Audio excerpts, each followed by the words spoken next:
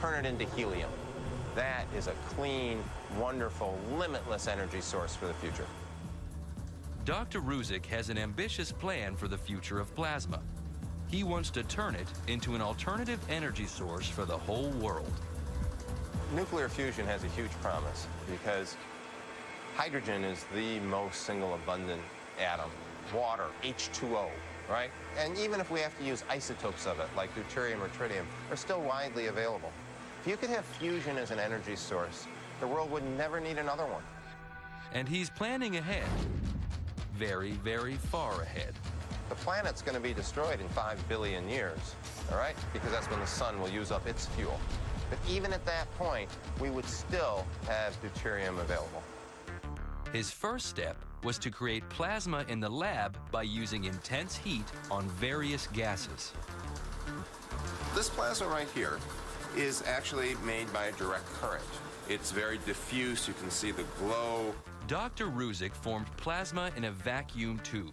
That was quite a challenge, but it's not of much value unless he can figure out a way to control this complex material for further study.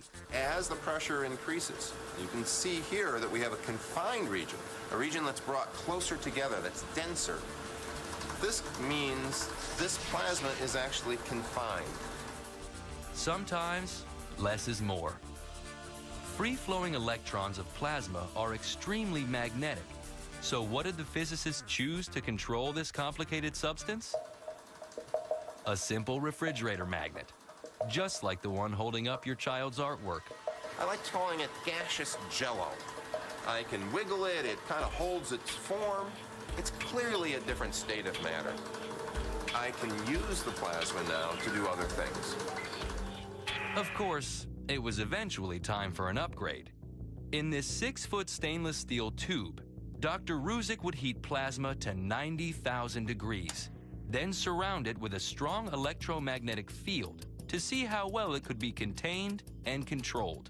The plasma right now is very pink and dilute. It's covering the whole chamber. It's uniform. But as we turn up the field, we'll go from a general glow to a very bright column.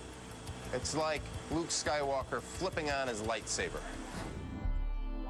A nice thing about this is we can bring the plasma in from the walls. We can confine it, so it won't be touching the walls. It will only be touching wherever we want it. Plasma is hot ions and electrons.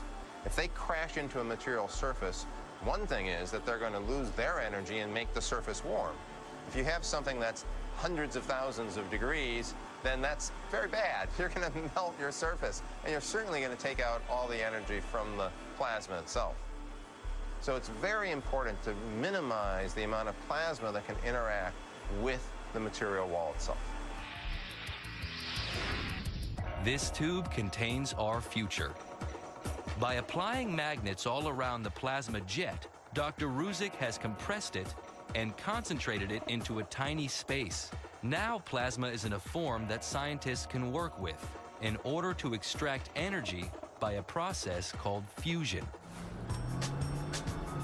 When I first started researching and working on fusion, it was 25 years or more ago.